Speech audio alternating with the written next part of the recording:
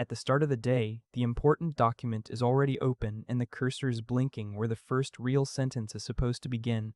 Then a message needs an answer, a meeting arrives, someone asks for a quick favor, and one small task quietly becomes three.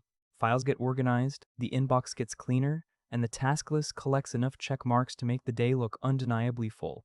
None of this is pretend work. Some of it is necessary, all of it takes attention, and by evening the worker is genuinely tired. The calendar is crowded, several loose ends are gone, and the important document is still open with the cursor blinking almost where it began. Plenty happened, so the mystery is not why nothing got done. It is how so much completed work left the outcome that mattered almost perfectly unchanged. The day was active. It just used a scoreboard that counted motion more clearly than consequence. Activity means an action happened, a message answered, a meeting attended, a request handled, a box checked. Progress means something important changed. A decision was made, a difficult section was completed, a constraint disappeared, or the final outcome moved closer. Those two can overlap, but they are not interchangeable, and the difference is easy to miss, because inboxes, calendars, and task lists are excellent at displaying activity. The important document is less cooperative. It may require an uncertain first step, long concentration, and work that produces nothing visible until a meaningful piece is finished. Urgent tasks arrive with clear edges and other people watching. Important tasks often arrive as a vague block of discomfort, with no immediate proof that anything improved. But do urgent tasks keep winning because their payoff is actually greater, or because urgency changes how valuable they feel? Urgency can make a smaller task feel strangely responsible, even when the larger task would produce more value. A closing window creates a simple promise: act now, finish now, remove one problem from the screen. The better payoff usually sits farther away, which makes it easier to understand in theory and easier to postpone in practice. Researchers tested this directly in 5 experiments published in 2018. Participants repeatedly chose objectively lower payoff tasks when those tasks merely appeared more urgent. The researchers removed sensible explanations for that choice, so the urgent option was not secretly easier, more important, or more rewarding. Its advantage was the deadline itself. Urgency changed the task's felt value, turning immediate closure into something that looked like good prioritization rather than a bad trade. But urgency explains why the task gets chosen.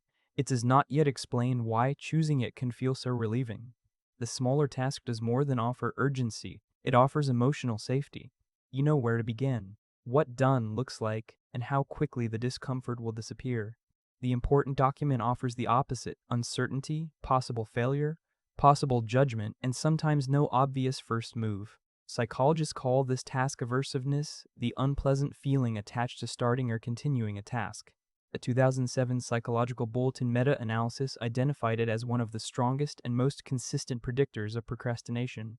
That shifts the explanation away from laziness and toward a simpler trade: remove a small discomfort now and leave the larger one for later. Answering the email works because the email ends.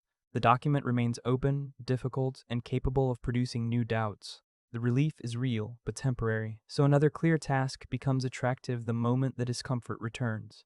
Procrastination can therefore look impressively professional. Messages answered, files arranged, posture excellent, central problem untouched. Each safe choice also forces the important task to begin again, and beginning again costs more than the few minutes visible on the clock. Leaving the important document does not mean the mind leaves it cleanly. Part of the unfinished task remains active, what researchers call attention residue, while the worker tries to answer the message, join the meeting, or handle the next request. The new task receives attention, but not the whole supply. Some of it is still holding the previous problem open. Then another switch happens, and continuity breaks again before the worker has fully rebuilt it.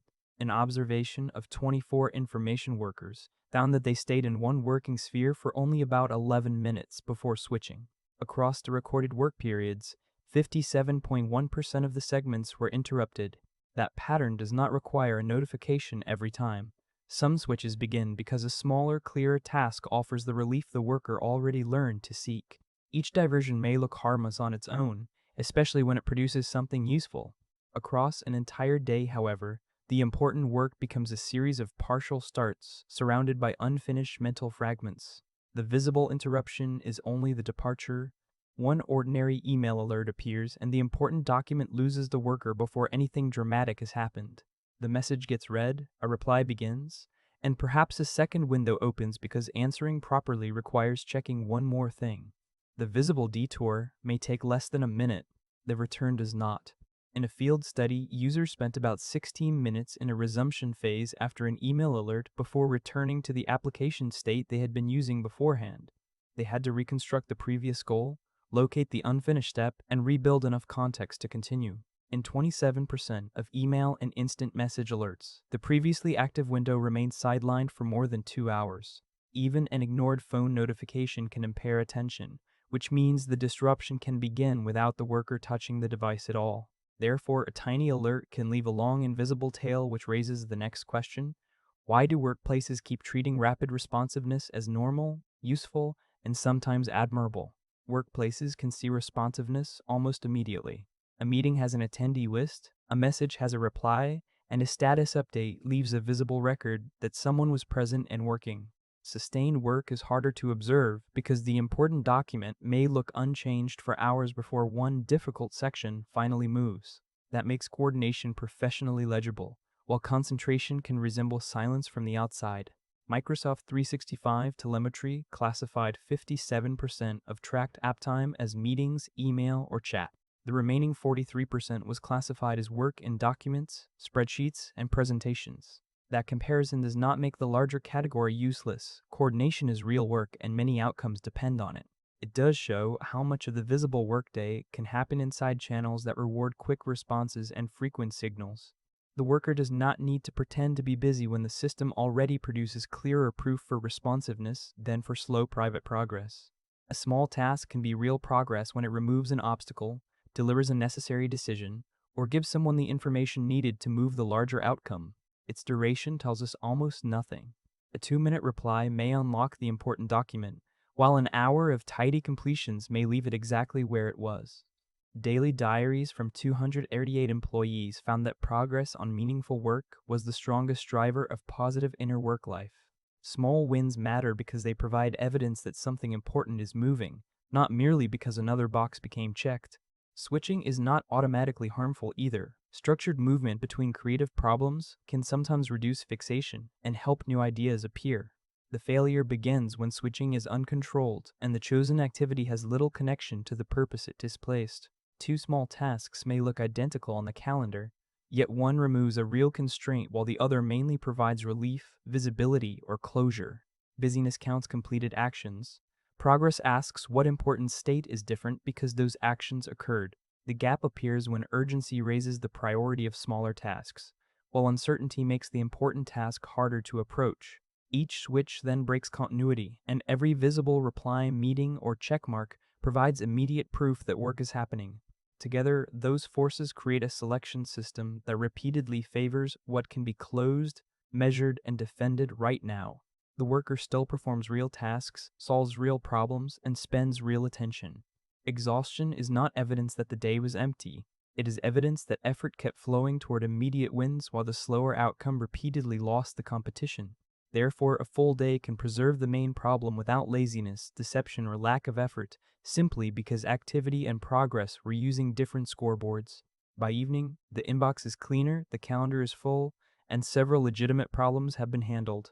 The worker is tired because the effort was real, even if the important document still holds almost the same sentence and the same blinking cursor. That cursor no longer proves that nothing happened. The day produced motion that was easier to finish, display, and defend, while the central outcome kept waiting for attention that arrived only in fragments.